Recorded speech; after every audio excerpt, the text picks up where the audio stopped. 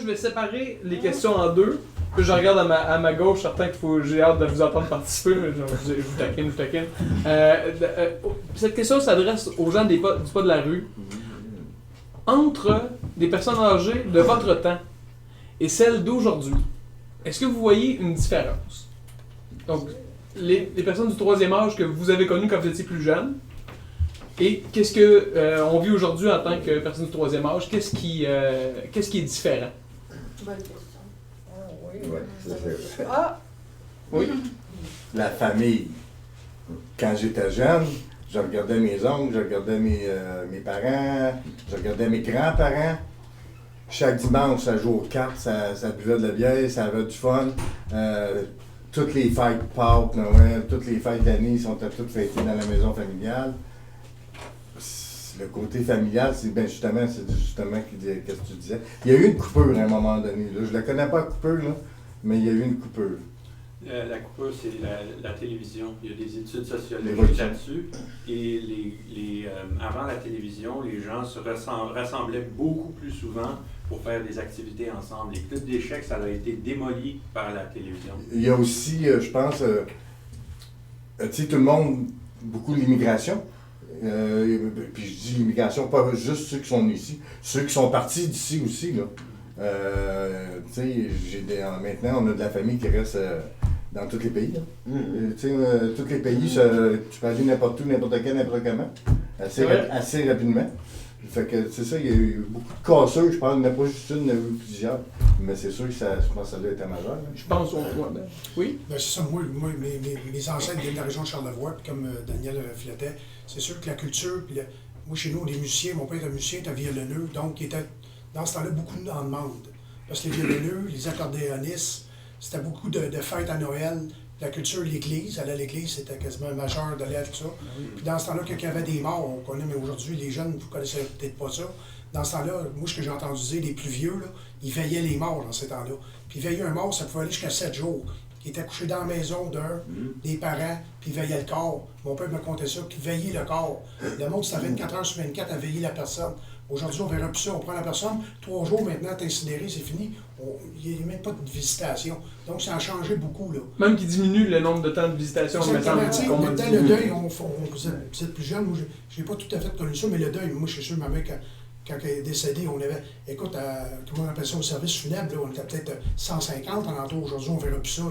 Peut-être 10, 15, là, puis c'était appelé à diminuer. Maintenant, la mort, on dirait, là, c'est comme t'es mort, on se débarrasse de ça, on ne parle plus de ça. C'est ça qui est marquant pour moi, là. OK. Ce qui me marque. Là. Donc, une différence dans le rituel autour de la mort. Oui. OK. D'autres... Oui. Ouais? J'ai eu un flash. Je voyais, quand j'étais jeune, tu sais, toutes mes oncles, toutes mes tantes, l'argent. L'argent commençait à prendre beaucoup plus de place. Les gens travaillaient, tu sais, les femmes ont commencé à travailler quand j'étais jeune. Même mon père travaillait, a toujours travaillé. Donc, comment je pourrais dire ça, le matériel a pris beaucoup de place. OK. Mais très intéressant, puis c'est vrai que l'inflation, on parle de la même voie que toi, là. On s'entend. Depuis ce temps-là, ça a beaucoup augmenté aussi. Par exemple, parce que là, je vous entends dire, mettons, on jouait aux échecs, on jouait aux cartes ensemble. C'est sûr qu'à 14 frères et sœurs, t'es pas obligé d'aller bien loin pour te trouver des amis, tu sais. Mais le fait que maintenant, de moins en moins d'enfants, je pense aussi que c'est un facteur qui contribue à ce qu'on s'éloigne, tu sais. Puis une autre chose avec moi, en jasant beaucoup avec ma grand-mère, j'ai réalisé que, j'habitais avec elle, j'ai réalisé que moi, mes amis étaient à Sherbrooke, à Drummondville, les gens avec qui je parle à tous les jours, ils peuvent être partout au Québec. Puis ça, c'est quelque chose qui est une cassure avec avant, tu sais. Moi, ma grand-mère, elle me parlait de Montréal, c'était comme si c'était des pays d'en haut, là, tu sais. On va aller à Montréal, tu sais, c'est comme... aujourd'hui, c'est beaucoup moins, en tout cas. Je t'ai apporté ce point-là. Maintenant, je veux demander aux gens de l'escalier, en sachant la perception que vous avez vue, là, dont on vient de parler, là, des personnes du troisième âge, de leur temps, qu'est-ce que vous voyez comme observation, vous, là-dedans? Les personnes qu'est-ce que vous en pensez, le troisième âge? Moi, je continue à penser qu'il y a des affaires qui changeront jamais. Il y a quand même de quoi qui reste pareil, qui reste pratiquement identique. Quand on dit des décassanges, puis C'est juste les décors qui changent, puis le monde... je veux dire, les générations précédentes, là, les générations en haut de moi ont tout le temps critiqué la génération d'en bas. Puis ça va continuer de se faire. Puis il y a des enfants qui ne changeront pas. On dirait que. Puis il y a des enfants que peut-être ça change, mais moi je pense que pas tant que ça. On peut en trouver des différences, mais je trouve pas qu'ils sont si grandes que ça. Donc, je trouve que la structure d'une famille, là, mettons, ça bouge pas tant, des affaires qui restent. Mais. Plus qu'on pourrait. Ça reste plus stable qu'on pourrait penser. On a le temps pour penser que ça change, mais ça change pas tant que ça. Mais je pense que les gens d'avant, ils avaient beaucoup plus d'enfants. Je pense qu'il y a beaucoup plus d'enfants que maintenant. Comme des gens, une famille peut avoir, comme vous dites, 14, 15 enfants, mais maintenant, peut-être pas. Des gens, ils ont peut-être 2 enfants, 3 enfants. Ça fait une grande différence. Maintenant, c'est impossible de faire vivre 14 enfants d'un seul. C'est impossible. C'est même pas possible, même pas pensable. Là. Moi, je pense qu'il y a l'option du respect qui a peut-être changé envers les aînés. Tu sais, j'ai comme mon grand-père parlait de ma mère. Moi, ma grand-mère était ci, de ça. Puis, tu sais, elle parle de cette personne-là comme si c'était même Teresa ou un truc comme ça. Puis là, ben, quand moi j'ai ce discours-là, mettons, avec des collègues de classe ou des amis, whatever, on dirait qu'ils connaissent moins leurs grands-parents. Puis il y a cette option-là de respect, on dirait, qui est partie, entre autres, avec ça, parce que là, tu sais, c'est plus petite famille.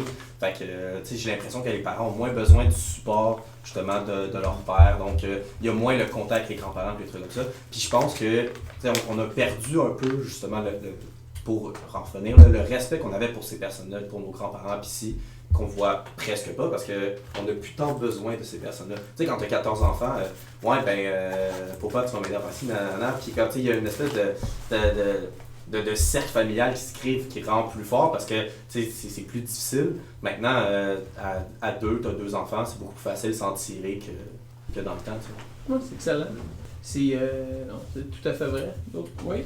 Oui, je dirais que moi, ce que je constate, c'est que mes parents arrivent à l'âge d'or, le 3e âge, et que dans cette génération de ma famille, il y a beaucoup de personnes qui ne savent pas vraiment comment faire le changement d'un adulte qui travaille avec des enfants à la maison à un adulte qui travaille sans enfants à la maison à un adulte qui ne travaille pas et n'a pas d'enfants à la maison. Et ça fait qu'ils ont de la difficulté, je dirais, à, entre guillemets, parce que la phrase n'est pas parfaite, devenir vieux. Ils deviennent des personnes dans le 3e âge, mais ils ne savent pas exactement ce que ça veut dire pour eux. Ils ne savent pas comment être eux-mêmes à cet âge-là. OK. C'est sociologique quand tu dis ça comme observation, c'est excellent. Ouais. Mais vous, qu'est-ce que vous en pensez là, en réplique, les gens du Paul-Maru, de ça? Pensez-vous qu'il y a un sens qui s'est comme perdu avec le temps? Oui. Moi, je trouve qu'on fait tout notre possible. Tu sais, tantôt de réflexion, tu disais, bon, les vieux dans le temps. Mais je m'en rappelle plus. Il me semble que je côtoyais les gens. Puis, c'était les mêmes vieux, je les côtoie. Puis d'un fois, je me dis, oh mon Dieu, je suis rendue là, moi aussi, tu sais, j'oublie que je suis rendue là. L'identité, son identité, là, tout ça, est-ce que j'ai plus d'identité? Moi, je trouve que j'ai plus d'identité maintenant qu'avant, là, tout ça, par réflexion, là, tu sais, puis bon, OK, s'adapter. Je pense qu'on doit s'adapter, là, tu sais. Puis aussi, dans le temps, il y en avait qui n'avaient pas d'enfants aussi. Moi, les tantes de mon... mon ex-mari, là, tu sais, étaient plus vieux, ils n'ont pas eu d'enfants, tu sais, il y en avait qui n'avaient pas d'enfants, il y en avait qui avaient des grosses familles, puis maintenant, c'est sûr, on voit plus ça, des 14 enfants, c'est plus le temps d'avoir 14 enfants maintenant, là, tu sais, on dirait qu'il faut vivre un peu de sa génération. Aussi, il y avait des contextes, nous autres, pourquoi on avait tant d'enfants, l'Église catholique, tu sais, dans le temps, empêcher la famille, là, même si tu en avais 15, il fallait que tu continues, tu sais, tout des contacts. Oui, absolument. Il y a plus ça maintenant. Puis aussi, apprendre, tu sais, les personnes âgées, bon, on a une connaissance à transmettre, mais les jeunes aussi, bien, je pense qu'on l'a dit, ils ont une connaissance à transmettre. Si je regarde ma fille, là, tu sais, des fois, on dit que c'est les parents qu'il faut qu'elle élève les enfants, bien, ma fille est en train de m'élever. sais. Pourquoi? Parce qu'elle a accès à des choses, un milieu qui n'était pas là dans mon temps, qui n'était pas tout à fait là. Puis elle, elle veut s'élever quelque part, puis elle m'entraîne là-dedans, tu sais, parce que... alors, les aînés, on peut, par quelque chose, transmettre une information, une connaissance, puis les jeunes aussi. Fait que là, j'ai besoin des jeunes, là, parce que je me suis pas adaptée là. Ouais, Ça dépend de chaque vécu, là. Même aussi, il y a des gens qui sont comme moi, à mon âge, je sais que moi j'étais pas mal des ordinateurs, mais à côté, ma soeur, elle s'en foutait. T'sais. Genre, même dans notre génération, c'est la même chose, il y en a qui aiment plus ça que d'autres. Oui. On a porté un point qu'on a peut-être oublié, l'éducation. Quand on avait 15 enfants, là, mes familles, moi, ce qui m'a été compté, tu avais une 7e année, il fallait que tu quittes tout de suite le foyer de la maison pour en fonder une. Parce que là, tu ne peux pas aller de l'université, là. Mes ancêtres, là, dans les années 40, 30, 40, ceux qui avaient l'université, on ne parle même pas de ça. Chez Jette, je pense que ça n'existait même pas. Donc, si tu avais une 7e année, c'était fort, là. Fait que tu quittais le loyer familiaux. Là, dans ce temps-là, les emplois qu'il y avait, c'était au port de Montréal, ce que je me souviens, là. C'était des métiers de la construction, des métiers, des choses comme ça. Maintenant, les jeunes, vous pouvez aller à l'université, puis là, avec 2 parents, 2 enfants, 2 parents, ils peuvent payer l'école, puis l'université. Mais là, avec 15 enfants, tu ne peux pas payer l'école, là. Puis les médecins, tu n'avais pas accès non plus à ça, vraiment. Il fallait que tu quittes le foyer de la maison parce que tu ne fais pas être à la charge de ton père et de ta mère longtemps. Fait que là, l'éducation était vraiment... écoute, là, le système éducatif, tu ne restais pas dans Charlevoix et tu allais étudier à Montréal. Là. Moi, je me souviens pas que mon père m'a dit ça. C'était pas mal. Il n'y a pas de docteur chez nous, il n'y a pas de physicien, il n'y a pas d'astronaute non plus. C'était tout du monde généralement. Là. Des ouvriers qui restaient des ouvriers. C'est ce que j'ai en mémoire de la génération que moi j'ai connue dans mes ancêtres. Là. Moi, je pense qu'effectivement, on a eu accès un peu plus à ça, là, plus 60-70, il y a eu une volonté de ça. Puis c'est un très bon point, effectivement. Juste pour ajouter, quand je parlais d'éducation, c'est sûr que maintenant, même élever des veaux, des vaches, des porcs, c'est technologique. Là. À ce temps, les vaches, n'importe quoi, ils ont des noms, ils ont des processus, des enfantements, des embryons, des choses dans tout. Là. C'est pas comme dans le temps que tu tirais la vache. Moi, j'ai vu ça. Là. Tu prends la vache, puis tu mets le chiot en dessous, tu l'assis sur le petit banc, tu tires la vache, puis tu mets ça dans la centrifugeuse. C'est pas comme ça. Moi, j'ai vu ça. C'est des camions qui viennent. Puis ça prend de l'instruction. C'est une 3e année, oublie ça. Là. Tu peux pas tenir ça. C'est pas la même game. C'est ça que je veux dire. Là. Bon point. Ce qui est intéressant aussi, c'est l'accessibilité. Là. Donc, on a accès à des informations, puis à l'école, puis à plein de trucs aujourd'hui que c'était impossible dans le temps. Là. C'est ça qui est intéressant. Il y a du monde qui vient de partout au Québec étudier à Montréal, alors que, comme on disait dans le temps, c'était impossible. Puis ça qui est intéressant aussi, c'est que maintenant, c'est beaucoup plus facile d'avoir accès à ça et de changer son avenir économique aussi dans un sens. T'sais, moi, ce qu'on m'a toujours dit, c'est que dans le temps, si ta mère c'était quelqu'un qui faisait de la couture, puis t'étais une fille, ben, probablement que tu vas faire de la couture aussi. Si ton père c'était un forgeron, ben, probablement que tu vas être un forgeron. Puis c'était comme ça que ça roulait. Aujourd'hui, ton père peut être policier, puis toi tu peux être comme moi, dans la police, ça m'intéresse pas du tout. Je vais être docteur ou je vais être n'importe quoi, tu peux le faire. C'est beaucoup plus facile d'avoir accès à des métiers puis à l'éducation que dans le temps. Excellent. Oui? Il y a une notion, les hommes et les femmes. Je trouve que ça a beaucoup changé. Les jeunes femmes ont beaucoup plus de chance et d'accès, comme il dit, là, à toutes les professions. Dans mon temps, là, c'était, secrétaire, professeur, pas longtemps. Si tu te maries, c'est fini. Garde malade, là. Puis, en tout cas, c'était très, très, extrêmement réduit. Je dis pas qu'il n'y en a pas qui perçaient, là, tout ça. Il fallait qu'elle soit très, très, très, très, très douée, là, tout ça. Maintenant, là, les femmes peuvent aller pour presque tous les métiers. En tout cas, moi, là, j'ai une gynécologue, urologue, tu sais, c'est toutes des femmes, là. Tu sais, avant, tu n'avais pas trouvé ça, là. Oui, c'est ça. Je pense que c'est des gants. Ça, il y a eu comment dire, par rapport aux générations précédentes, il y a eu un gros combat, là, puis les femmes ont été gagnantes. Très bon point, très bon point. Il y a quand même peut-être encore des combats à faire, faut pas banaliser la chose, mais effectivement, il y a eu une amélioration, c'est certain. Maintenant, tantôt, je vous posais la question, là, comment vous voudriez qu'on réfère. On avait dit 3e âge, personne âgée. Qu'est-ce que vous pensez du tutoiement? Moi, je sais que mon père, par exemple, vous voyez ma grand-mère. Puis ça, c'est vraiment une grosse cassure. Moi, je tutoyais moi-même la même grand-mère. Mon père, vous voyez, moi, je le tutoyais. Qu'est-ce que vous pensez de ça, le tutoiement, cette politesse-là, cette étiquette-là, si on veut? Qu'est-ce que vous en pensez? Ben, moi, j'étais habitué de vous voyer une personne plus âgée que moi. Mais la personne qui disait non, rappelle-moi le dessus, je suis pas. Tu sais, c'est rendu que les personnes, là, ils ne veulent pas vous voyer, c'est tutoyer. Oui. Mais les personnes âgées, là, plus vieux que moi, là, j'ai remarqué ça. OK, bon point. Oui. Disons que dans des centres de personnes âgées, c'est strictement défendu à ceux qui travaillent là de tutoyer les gens. OK. Il faut qu'ils vous voient et Ça, les c'est vrai. appellent par leur nom de famille. OK. Ça, c'est la première chose. C'est la même chose dans les hôpitaux de système de santé. Moi, je suis habitué à ça.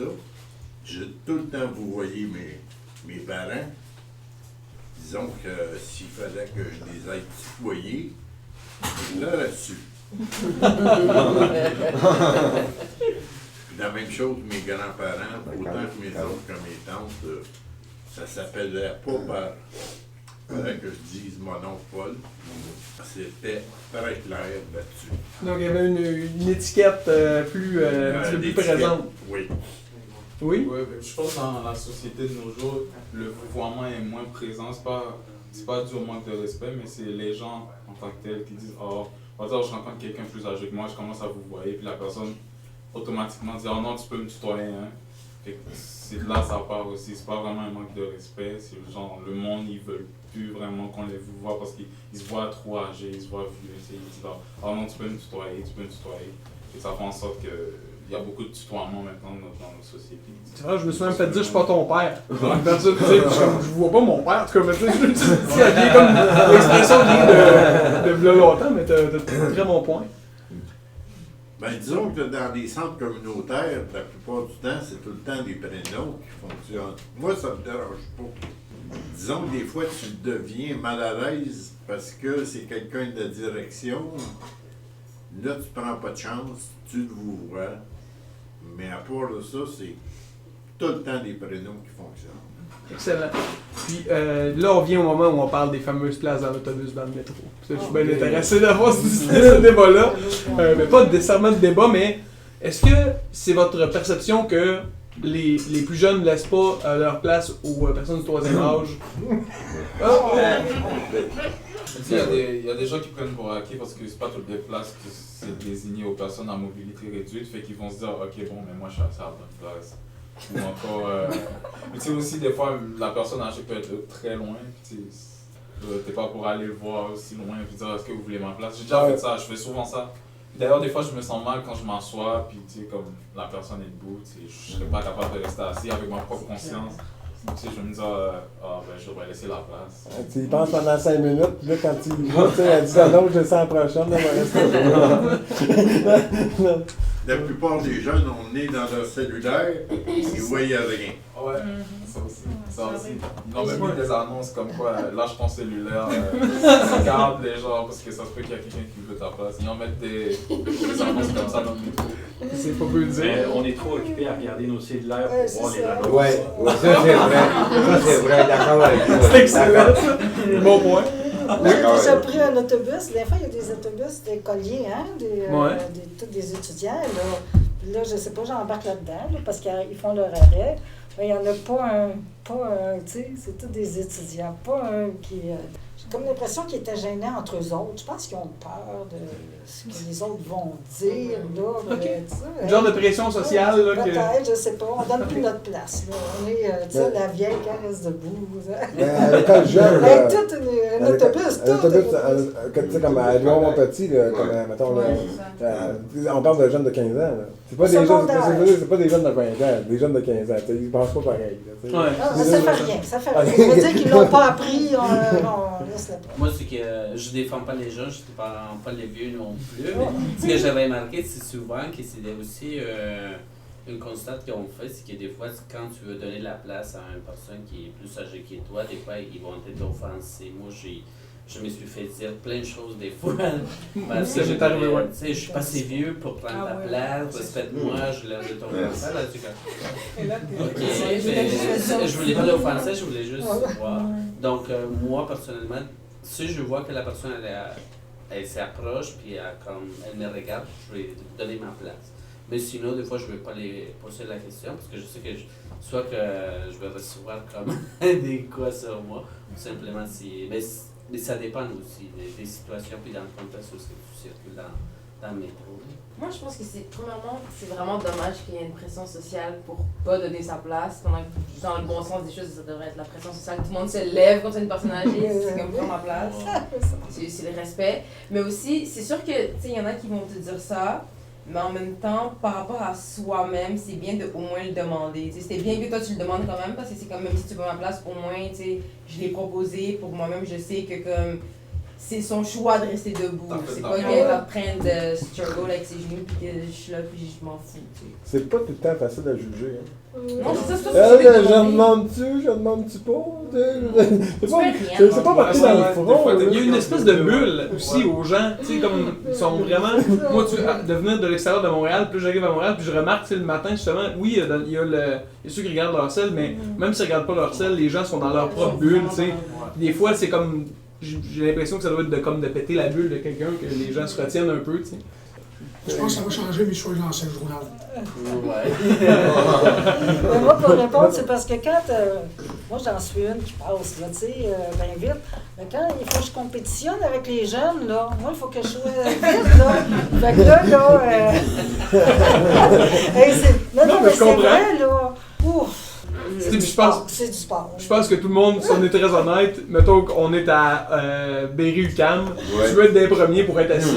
Je pense que tout le monde dans ce réflexe-là, c'est pas une question d'âge, tout le monde pense comme ça, puis c'est bien correct. Mais tantôt on parlait de respect puis hospitalité, tu sais, c'est pas juste aussi dans le train là où il faut que tu laisses ta place parce qu'il y a une personne âgée. Tu sais, aussi dans les escaliers. Je me fais souvent dire par des personnes âgées, est-ce que tu peux-tu m'aider à monter ça, s'il te plaît? Parce que il y a des madames qui font de l'épicerie, qui prennent le métro, puis qui ont des genres de charges, des affaires. Plusieurs reprises, je me fais dire, est-ce que tu peux m'aider à monter, s'il te plaît? Fait que là, je les aide. Tu sais, des fois aussi, je les vois, puis ils ne me demandent pas, mais je vois qu'elle est en train de struggle. Puis, moi, je vais la voir, puis je dis, est-ce que vous voulez que je vous aide à soulever le truc jusqu'à monter les escaliers? Fait que c'est ça, moi je m'en vais de l'avant puis je fais la demande. Puis plus souvent aussi je me fais demander. Fait que ça c'est, je pense que c'est mon devoir de faire ça. C'est pas juste dans le métro de laisser ma place. C'est aider la personne. Excellent, ça. J'ai adoré. C'est le reflet de la société en fin de compte. Le métro, c'est le reflet de la société. Mais j'ai adoré ce qu'ils viennent de dire. J'ai 60 ans, puis moi je le fais. Quand je vois une madame avec le carrosse qui n'est pas capable de monter son carrosse en haut, je lui dis un peu, prends un bord, moi prendre nos bords. J'en moins des choses, je suis capable de le faire encore. Puis souvent aussi, c'est des poussettes, puis des bébés dedans. Puis je me suis fait dire, est-ce que tu peux soulever la poussette? Puis il y avait le bébé dedans, puis j'étais tout content parce que j'étais dans ma dame. Sinon, elle serait pas capable de faire ça tout seul pour elle. Mais je pense que quand on voit des gens, comme beaucoup ici, qui le font, ben c'est une forme de montrer au suivant. Ouais.